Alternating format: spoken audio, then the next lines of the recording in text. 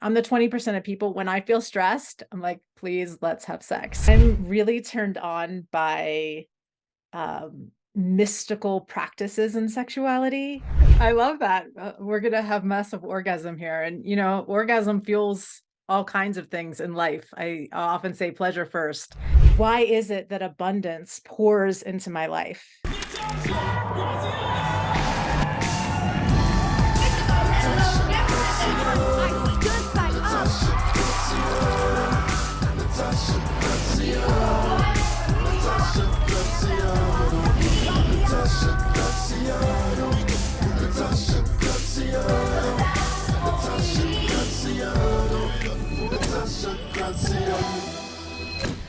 Hello and welcome back to the Law of Attraction Secrets podcast. I'm your host, Natasha Graziano.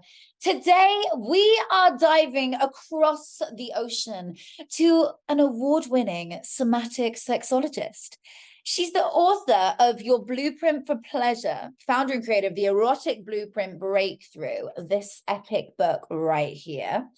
The star of Netflix's Sex, Love and Goop, you probably know it and who I'm talking about. Jaiya is an award-winning sexologist. She's somebody that you want to learn from if you want to know how to unlock the key of turn-ons, ancient erotic rituals, tantric sex, mastery of sensual touch, and so many more kinky dynamics, which we are going to be learning about.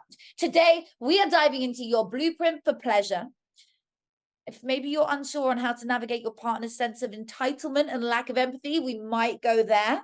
We may dive into a little bit around the love for your partner. Should it be unconditional? Is it conditional? What are healthy boundaries? We're also going to dive into self-image and how to process trauma and how to process unprocessed trauma and monogamy. If that sounds like something you're interested in, you want to learn all about sex, and yes, this is the very first time that we are doing sex on this show, like as a full episode. You are in for a treat today. I for sure want to learn how to have a massive orgasm. So welcome to the show, Jaiya. Yay! Wow.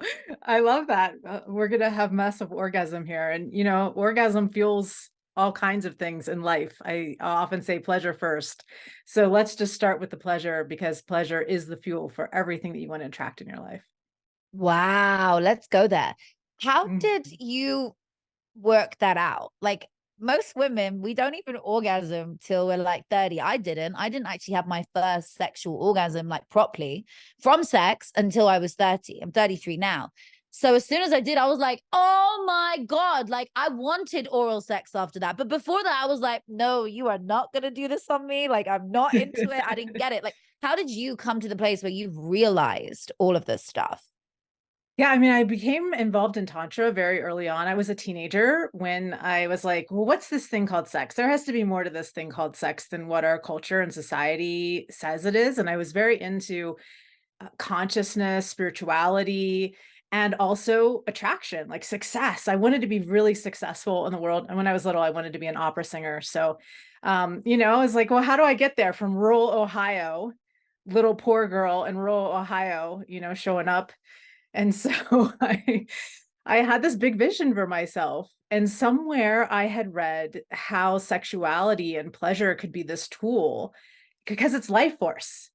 It's Shakti energy is life force energy. And so moving that energy through your body creates more charisma, more attraction. And then I thought, well, what about pleasure and orgasm? They're these taboo things, but learning very early on that could be something that could increase my health, my longevity, and also my money in my bank account. So I did an experiment where for 90 days, every morning I had my O vitamin.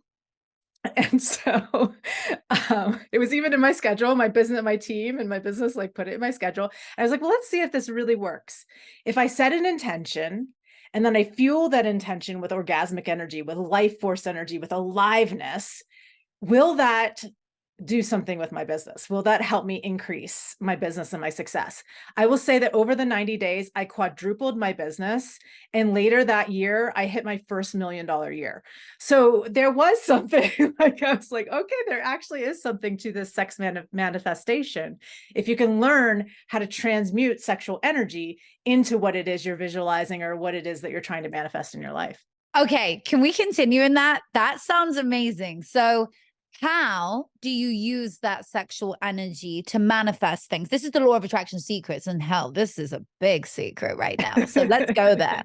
I knew you'd love this. So another way, I mean, I think there's lots of tools for manifestation and sexuality and pleasure.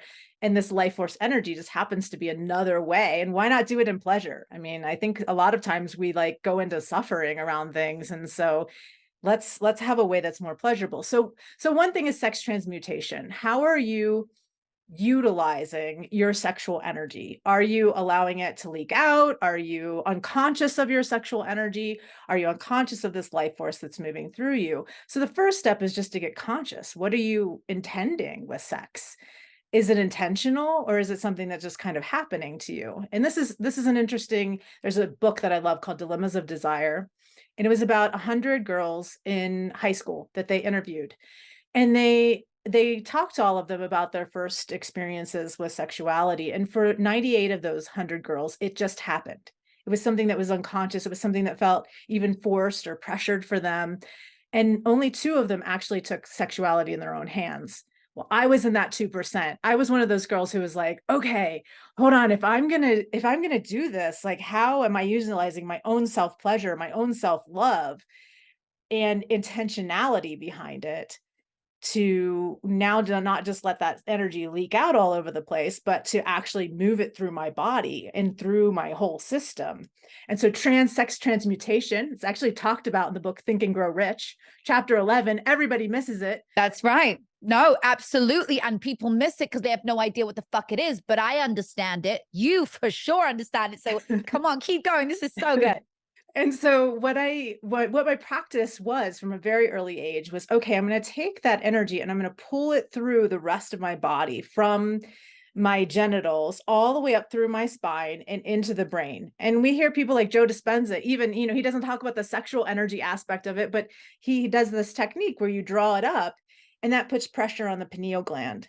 It also magnetizes the cerebral spinal fluid. So that's the fluid that your spinal cord is in and your brain is in. And so it's charging the cerebral spinal fluid. And what people say, and the ancients have said, is that this actually awakens genius in your brain. So you get ideas, you get new neural pathways that are being created in the brain.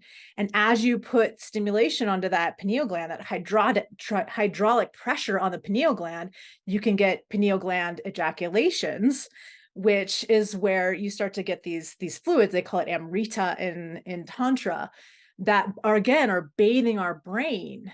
So we're bathing our brain in all of this pleasure, which then gives us new ideas, new information, new neural nets, and also mystical experiences. And so all of that through sex transmutation. And can I give everybody a technique? I can give you all my sex transmutation technique. Please do. Okay. And by the way, when you're saying pull up this energy to the pineal gland, I understand that we do it with breath work. You suck it all up and you push it like Joe Dispenza teaches the top of your head almost. And he talks about sexual transmutation. The feeling that you get in your genitals when you're like excited is the same feeling you should be sending throughout your body. When are we meant to be doing this suck up exercise? Is it when we're having sex? Is it when we're horny? Like, when is it? So you can do this anytime. I do it when I'm sitting in traffic, and if you're feeling like, oh, if you're sitting here thinking like, well, but I don't have a lot of sexual energy, I don't feel a lot of sexual energy, then maybe start just to think about the genitals and start to put your attention, your focus there. As we know, energy flows where our attention goes. And so if we put our attention there, we can start to bring more energy and life force there. Or even just doing, some people call them kegels, or like pelvic floor contractions. In Tantra, they're called mula bandha, the root contraction. And so you're contracting and relaxing. For those of you who have a cervix or a vulva, that is lifting through the vulva up near the cervix. And for those of you who have testicles, then it's in between the scrotum and the anus, and you're squeezing there. So you're focusing on squeezing and pulsing, which can start to generate some of that life force energy. Racehorses do it. If you've ever watched a racehorse track, their tails are flicking, flicking, flicking before they go out of the gate. And it's because they're like getting ready to run. It's called a Sweeney mudra, the gesture of the horse in Tantra. And so by pulsing the pelvic floor, we start to get more energy. And also just anatomically, we have our erectile network, for those of us with vulvas, is sandwiched between these muscles in our pelvic floor. So every time we're squeezing it, we're squeezing our entire erectile network, which can, just by doing that, we can become more orgasmic and have orgasms from that. So that would be a first step, is like, let's generate some sexual energy. So that could be, like you said, I'm feeling a little horny, or I'm feeling like I'm in the middle of sex with my partner. And now let's practice this transmutation because we're getting really close to climax. And instead of climaxing, let's bring that energy now through the whole body, so we become full body orgasmic, not just genitally orgasmic.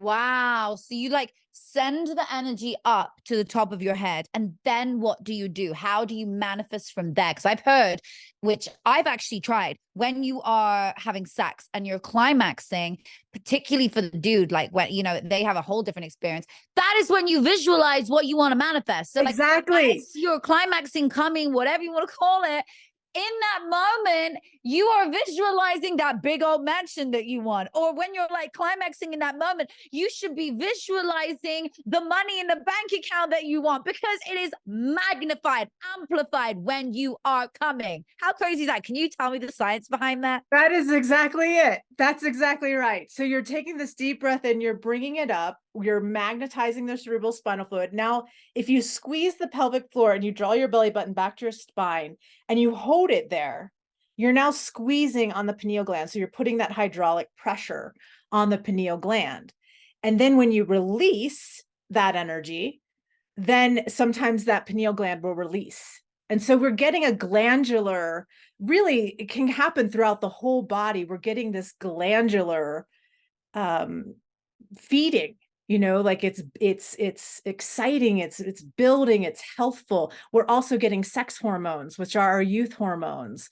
And so, what I was saying earlier around, you're bringing that up, but that moment of orgasm, there's so much happening in the body depending upon how we orgasm. Some people are tension orgasmers, which means we can roll into that orgasm as we're tensing. We're tensing the muscles of the body. We're putting this hydraulic pressure on the brain.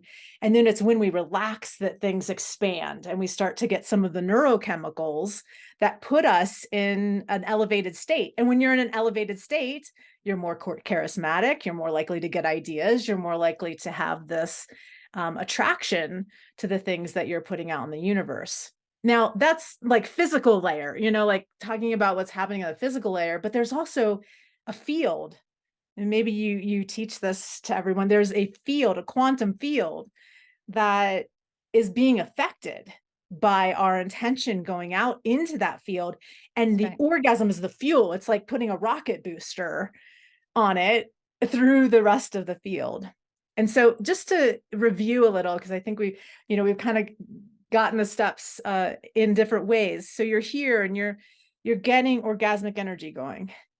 And then you're going to breathe it up the spine and contract the pelvic floor and contract the belly button toward the spine. Bring it all the way up into your brain. Hold it, hold it, hold it, hold it, hold it. You can take a sniff of air, bring it to the crown, to the top of the head, and then exhale and bring it back down to the genitals.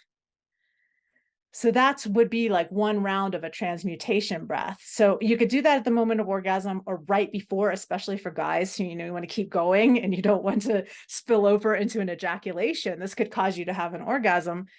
But I think that this is also just really good for creating longevity within the sexual experience. And I do that 3 times, 3 times. So 3 times when I'm getting really close to that climax, I'll do that breath 3 times. And then we'll build up again, all over again, build up all the erotic energy all over again, and then do 3 more. and then build up erotic energy all over again and do 3 more, so that I've done at least 9 breaths within either a solo pleasure experience, which this was my daily practice every day for, it's been almost 30 years. I've done this practice every day for 30 years. Where you breathe, but you don't necessarily orgasm. You just take it to that point. Mm-hmm. And then So you, sometimes I will, you know, after the 9 breaths, have an orgasm or do the breath during the orgasm so that I really get that explosive. and by the way, you're not even having to actually like touch the genitals. You're actually just doing this through breath, Mm-hmm. through Yeah, mind control. yeah, my practice this morning, I sit again almost every morning. I go into a practice of, for me, I'm transmuting the sexual energy into unconditional love for the world. That's a big piece of my practice because I feel like I've done so much personal manifestation. Wow. Now I'm manifesting for the collective. Like, can we just put so much unconditional love into the field that now I'm utilizing that sexual energy to dispel darkness, to dispel, you know, the shadow side of humanity into this space of unconditional love. And so I'll get into a little bit of an aroused state. I don't even again need to touch myself. I can just do the pelvic floor contractions. That's exactly what I did this morning. And then I did a series of 4 different breaths that I am practicing right now as transmutation of moving that into the unconditional love and into the field. Wow. And then do you, when you go and send that energy out, you visualize what you want. You were saying you do it for darkness and shadow work. So you're basically sending out this feeling of what you want. Do you see where what I would do then is what I teach? You send it out into the field and then script. So I would say as soon as you finish that visualization, go straight now and dive into scripting and start writing your goals down, start just feeling this energy of Mhm. joy, of love, of gratitude, because you're in such a heightened state. Yep. Now is when you script. So for everybody that doesn't know what scripting is, if you write down your goals in the past tense, that is scripting. If you write down your goals, the things you want to achieve in the past tense, as though they're already yours, that's scripting. And I've done a whole TED talk on it. You can have a look online. And I also do scripting. I teach it in my community. So underneath here, you'll see a little link, guys. You can see for Scripting Society where you can come and join and learn about scripting. Okay, let's go into what you do after you have that climax. What do you do? Yeah, so then I will usually do some kind of blessing of something that might be difficult that's going on in someone else's life or in my own. I try to find, if it's something in my own, I try to find connection to anyone else who's having that same difficulty. So for example, right now in my life, I have a beloved who has stage 4 cancer. And so every day I just scoop him up and then I'm transmuting that cancer into light and into relief for him so that he can then, you know, just feel relief as he's going through this process of being in his healing with this stage 4 cancer. And they gave him 4 months and now we're on 6 months. Like, you know, they said like he wasn't going to live and now we're like past that. So like, and now there's hope, like we're finding new ways of like working with it. So it's Wow. like, wow, okay, so this is really working to transmute the suffering. And then I do similar to you. I take time to write and I write I am statements. So, or I do, there's something called Affirmations. affirmations, Oh, which what's is where that? I'll even ask a question. So instead of saying like, what, like I'm so abundant or I am abundance or I am love, I will say, why is it that abundance pours into my life? So it's a question. Mm-hmm. Why is it that money just comes to me? Or Mm-hmm. why is it that I have so much love in my life? How did I get to this place in my life where I have abundance of love and resources? How is it that I'm affecting so many people on the planet and having such a huge impact with my message? Why is my book a bestseller all over the world? You know, like these. So I'll just write it in a question, which then gets my energy even more activated. Like it just feels like it becomes even more infused with orgasmic energy and uplifts my radiance.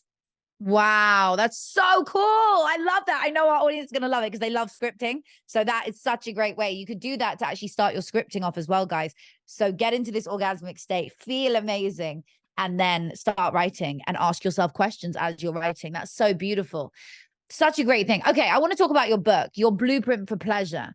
which we may even use for the title of this episode. I just think it's so cool. Your blueprint for pleasure, the 5 erotic types to awaken and fulfill your desires. Can we talk about the 5 erotic types? Absolutely. So everyone has a different type. And this came to me. I love those personality typing systems and, just knowing more Yeah. about who you are and everything. So I thought, something about eroticism and all my clients that I've worked with over the years. Is there a pattern? Is there a language for us? Is there a way so that we can more deeply understand who we are as erotic beings?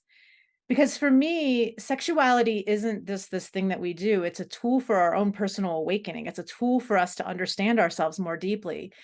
And so I started coming across these 5 types and then tested them over the years. It's been a 10-year process Mhm. of bringing this book to fruition. And so the 5 types, the first one's energetic. And this is someone who's turned on by anticipation, space, tease, longing. I'm guessing maybe a lot of your audience might be energetics. And we're the ones who can really utilize this manifestation because we can just visualize it. Like I said, I'm in the Yeah. car, and we can just visualize so easily and because we know how to move energy through our bodies. Yes. And then the next one is the sensual, and that's someone who sensuality is really important in their sex life. So it's their turn on as in taste, in smells, in the deliciousness of closeness, romance, certain contexts that just really turn them on, that have that romantic air to it. So it's what we think of oftentimes when we think of like female sexuality. We've debunked that in over 3 million people taking our quiz. So it's just really interesting to see also how gender plays a role, but oftentimes it's like, oh, get her flowers and chocolates. And that would be a very sensual blueprint. The next is sexual, and the sexual is someone who's turned on by what we think of as sex in our culture. So penetration, orgasms, getting to the climax. And what's great about sexuals with manifestation is that they have a lot of that fuel.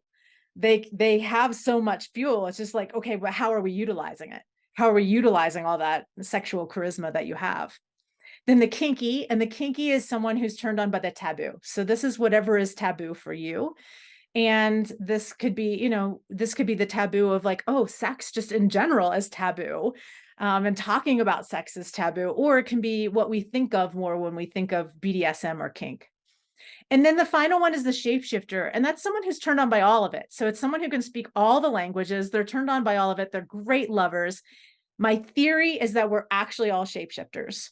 Mm. We get conditioned and programmed Mhm. out of it. And then we compartmentalize parts of ourselves and parts of our sexuality, and we lock those away, and they never actually get to develop within us. And so a full spectrum sexuality actually looks like really integrating all of this. I believe that we're already whole. We're already whole beings. It's just that we get conditioned and programmed and we cut pieces of our wholeness off. And it's about reclaiming that. That's that journey of sexual awakening, is about reclaiming our wholeness of who we really are. Can you imagine a life where you effortlessly magnetize your dreams to you? Financial success, the love of your life, the family of your dreams, and everything you've ever dreamed of at your fingertips. With my approach to manifesting, I have a practical method where you use the power of your creative words. It's called scripting. We write in the past tense in a certain way to attract all our desires to us. I've done this. I met my husband in 3 weeks doing this. I helped myself heal twice. I helped myself get rid of a rash on my body. I have helped myself to elevate myself and get myself out there to so many people. I've changed my bank account number. I've added 2 zeros onto it. I have created abundance like I could never dream of. The most beautiful homes around the world. And you can do this too, like so many of my clients are currently doing right now. The success stories speak for themselves. I want to show you how to do it. This is for somebody who is ready, though. Don't even bother coming unless you are ready to transform your life. If you feel like, oh, I'm on the fence, I don't know, none of this shit really works, then baby, it doesn't work. It doesn't work for you. This works for somebody who says, I'm ready. I'm ready to try something else. Try using the power of my words. I want to learn in a curriculum. I want to be in a group with other like-minded individuals, and I want to win. This is for entrepreneurs who are ready to go to the next level, or maybe get out of corporate America and go to the entrepreneurship world.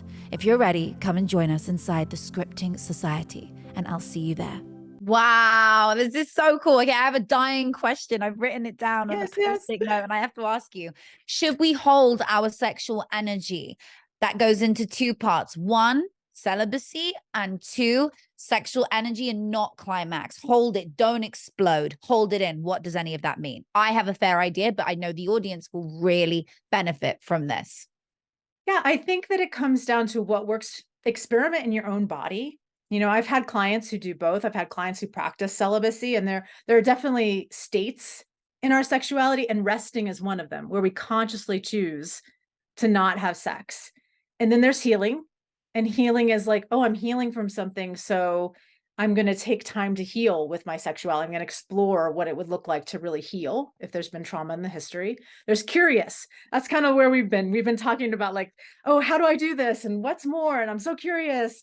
And then there's adventurous. And that's when you're stepping outside of your comfort zones and exploring edges. And then there's transformational sexuality, which is also what we've been talking about, which is when we're in the transformational stage, we're really interested in the what's more to sex. How are we utilizing sex consciously? And so where I land on this is really there can be a practice of asceticism and renunciation, and that may be the right choice for some people. And there's also the practice of the householder, if we're looking at it from a tantric standpoint. And Right. the practice of the householder is, well, we have all this juicy sexual energy. Let's utilize that for awakening. Let's utilize that for manifestation. And it's I even in my personal life struggle between these two. Like sometimes I'm like, oh wow, like wouldn't it be so amazing to live a monk life and just go and like be quiet and meditate and transmute all my sexual energy all day long. But then I have a son and I have partners, and I have a business and I have a mission in the world.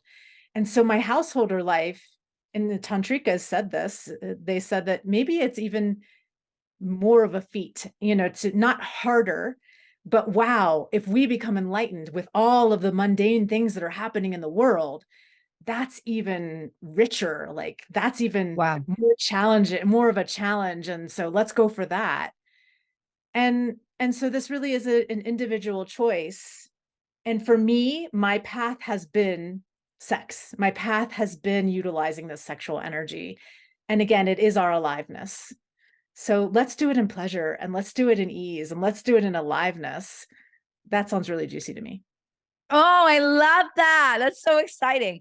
So you talk about the ways of language and partnering and helping create a path forward for people to have greater sexual fulfillment. How can somebody who just wants a better sex life, they've got their husband, their wife, they're with somebody, and they're like, I just want to have a better sex life. I want to be in a better situation. What does that look like? How do you do that? Well, the first thing is knowing yourself. And I talked about the 5 erotic blueprints. So Mhm. if you know what your blueprint is, then you can communicate to your partner, hey, I'm an energetic. And what this looks like, how I'm fed in the energetic, is actually by giving me lots of tease, giving me lots of space, touching me so, so lightly Wait, with your tea, fingertips. not tea. Because I'm drinking my little tea. I'm like, wait, she don't mean tea. Tease. Yes. Not Oh, tease. that Tease. kind of tease, like tease me. Okay. Yes, like tease me. Don't give it to them. When an energetic is begging, you've turned them on and you've done your job really, really well. And this doesn't mean turn off your sexual energy, because I see a lot of times the sexual combined with the energetic blueprint. Yeah. And what the sexuals then start to do is they start to shut down because they don't want to overwhelm the energetic. But no, Got it. come with your full hunger. Just don't act on your full hunger. Just sit there in your full hunger. And Oh when the my energetic God. is now begging for you to come closer to you, you've done your job. So So you need to tell your partner how to do this then, if you are the person on the other side of it. yeah, I think it's important to communicate. Here's who I am. Here's what turns me on. And again, I think we don't communicate. I think it's been so challenging. Yeah. So easy exercise. Can I give another exercise for Yes, everyone? please. We love exercises. Give us Okay. some good Okay. exercises. So this is a dyad, which essentially means that you're going back and forth with someone in the Okay. process. Okay. And so the prompt is, tell me something that turns you on. Okay. So I would say, let's pretend we're doing it. I'd be like, it turns me on when you kiss my neck. Thank you. And now prompt me. So tell me something that turns you on. I'm really turned on by mystical practices in sexuality where we're going into sacred union. Wow. Like, okay, so I did this exercise once. I'm not going to interrupt your story, but I just have to share. It's so cool. I did it with my previous partner, and we would sit on each other fully naked, just like hugging. So I would sit on his lap in the center of the floor or the bed, and I'd be wrapped around him, full skin contact, body like against his, and we'd be like enclosed on each other. And I would feel his body, and we would put our foreheads together or our face or something, and we breathe together. And it's like Kama Sutra. It was so beautiful. It was such an amazing connection. Okay, back to your So good. something like that. So a dyad is simply that. You just do that for like 20 minutes and you start to Right. learn about your partner and what turns them on. If that feels like it's too confronting, you could also do a prompt that's tell me something about you and sexuality you would like me to understand. So that's another prompt that's a little safer. Tell me something about you and sexuality you would like me Yeah, to understand. got it. Yeah. And then from there, they then unlock their secret, their feeling, and then you start to lean into each other's. So that's a game. That's so fun. So playing a sexual game with your partner to get these answers that you want. This is so juicy. I Absolutely. And love do it. it outside of sex. Because I think sometimes people go, okay, now we're having sex. Let's talk about sex. Yeah. Do it as foreplay. Do it before you ever get there because your minds are going to start, thinking about what turns you on. And then this dyad could easily turn into, well, now let's play. Let's play with some of these things that turn me on. Now, if a partner feels pressured about sex, let's say a sensual blueprint, that the most often they feel pressured to move into sex, you may want to set up, well, we're not going to have sex tonight. We're just going to talk about this and then do it another time so that they don't feel like, oh, now there's pressure to have sex. Sensuals need to relax first. Yep. If you're looking to turn your partner on and they're sensual, set up something that helps them relax. Whereas a sexual blueprint has sex in order to relax. So if it feels like, you and your partner aren't quite jiving, if you're a sensual with a sexual, it could be just this easy thing. Just get relaxed before you move into sex for sensuals, and sexuals understand that your sensual partner needs that relaxation. So what can you do to help them? Give them a hot bath, clean the house, set up something so that the environment is really beautiful, because that will bring out their aliveness. Wow. Okay, sexy. Like candles and like music. See, for me, like I want music on. If we're gonna make love, and like I need foreplay. Don't just put me on the bed and just, unless I'm super horny, I don't just want to be put on the bed and made love to. And there's a difference, isn't there? Am I right? Between fucking and making love. There's such a Absolutely. difference. Absolutely.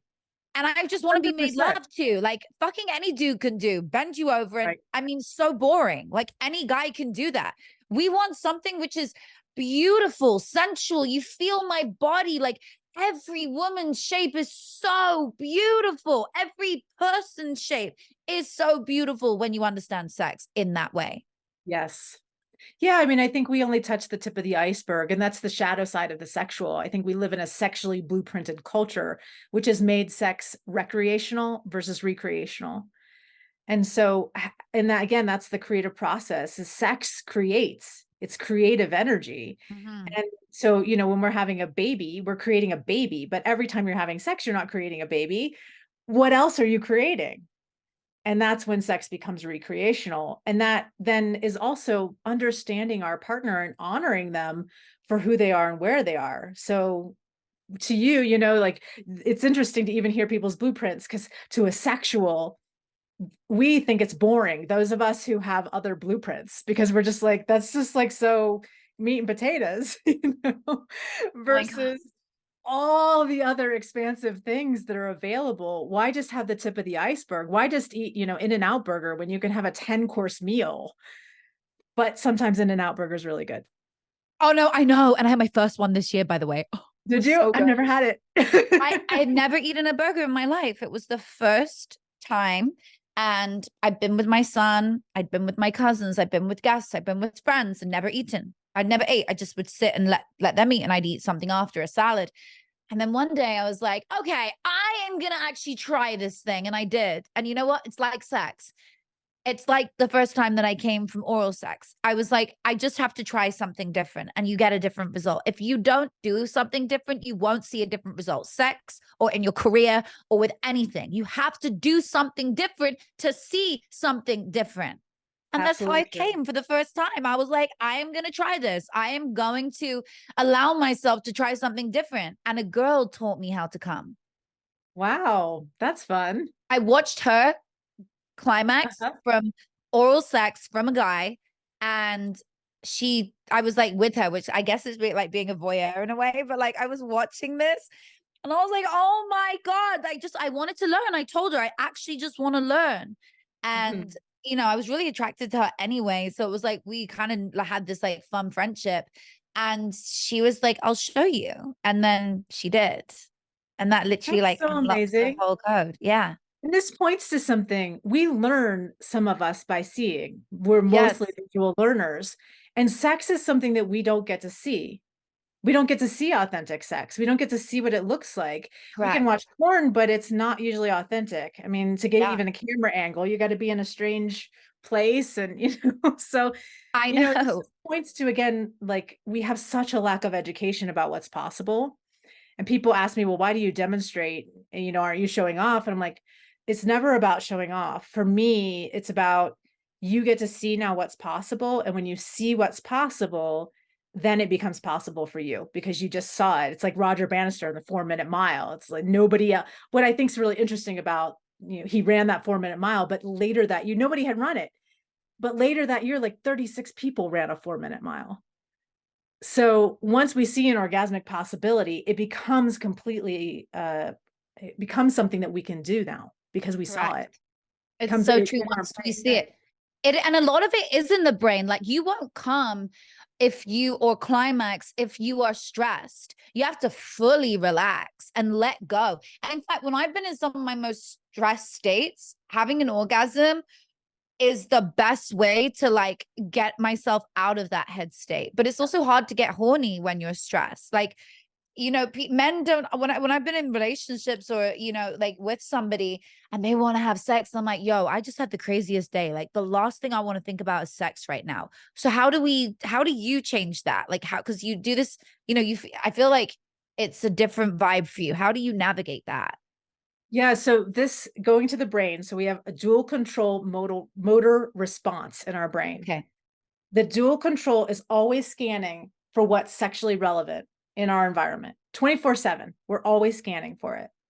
Some of us have more of an inhibition in our dual control versus excitation. So there's the excitation side, which says, get excited, get turned on, be in the mood. And then we have the inhibitor that says, nope, not the right time, stress, all those kinds of things that are going on. And so with this model, some of us have more, Emily Nagoski in her book, Come As You Are, talked about the brakes versus the accelerator in this model. And so the brakes are those things that say don't have sex. But some of us are running our car with the handbrake on all the time. And that's your past stuff that you haven't dealt with yet, traumas, things that are just like always inhibiting, or biochemistry. Maybe it's something in your hormones. Maybe you're going through menopause, and that's always inhibiting.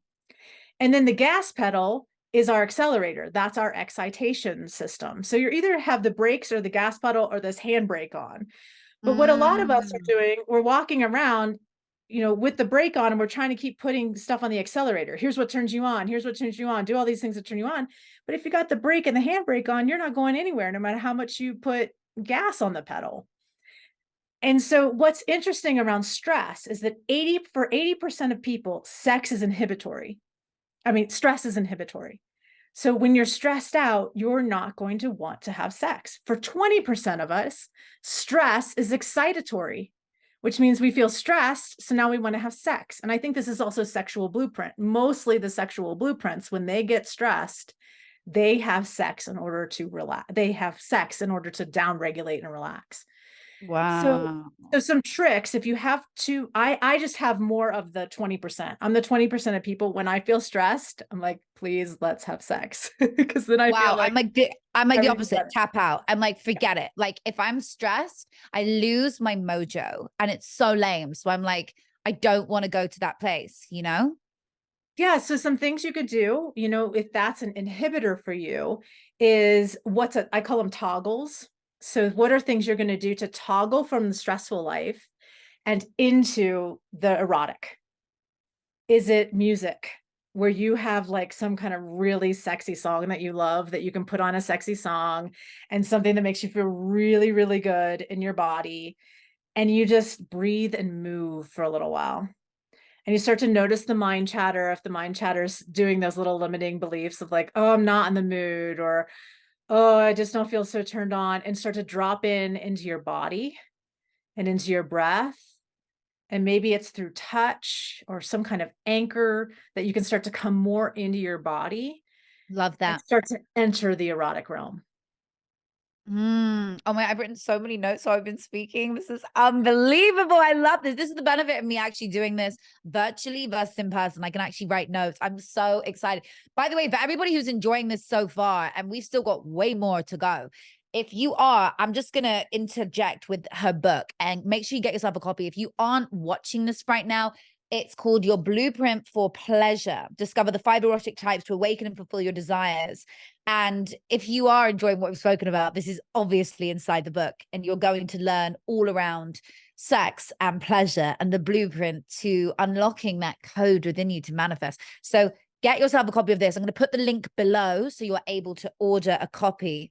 And I'm just so excited for the responses of people's sex life to see how it improves. Okay, I have a question.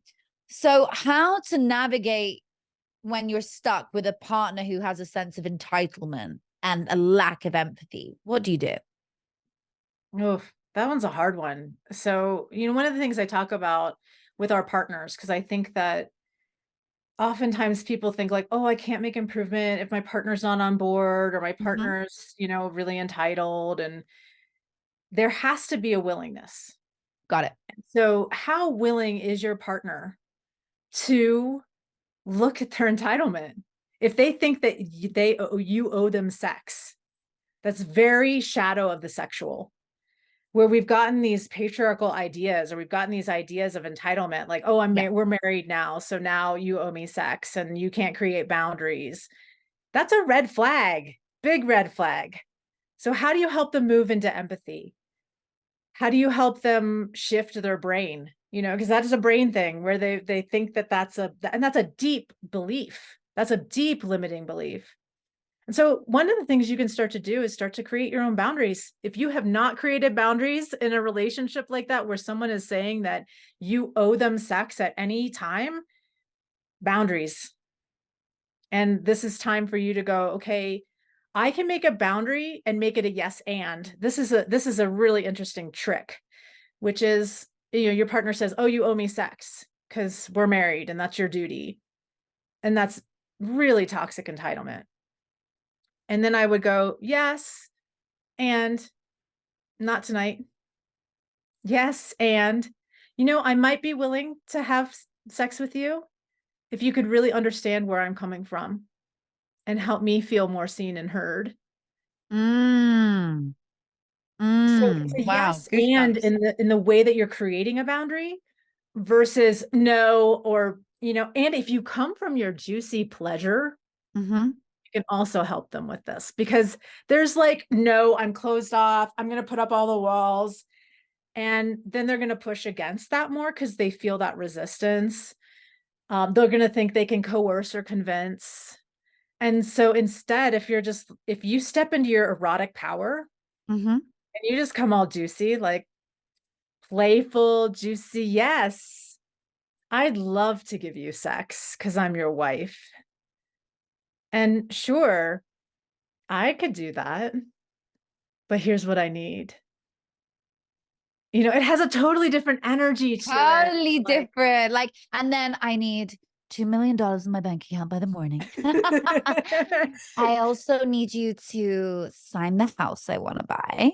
and that's playing in a little financial dominance. That's a little kink. There's like a Yeah, that true is thing totally a called king. financial dominance, That's It's actually a like, thing. I know some people do that. No, but really, that's when you get your argument answered. Like, I need you to help me more with the kids, or I need you to be more observant of what I do for you in the house. Because when you come home, I feel like you don't see that. I don't know if you spring clean the whole house. I remember being that girl once. I used to clean and cook for my man. And now, honey, I do none of it. I do not. I'm like, and some women do, and they manage to run a full business, but I'm a single mom trying to run a business, trying to be a mom, travel like I do. And I'm on a tour right now and be the provider for, oh my God, like there is no way if I'm dating somebody that I'm going to have time to clean your house or cook for you. If I cook for you, it's a one-off and it's fucking amazing.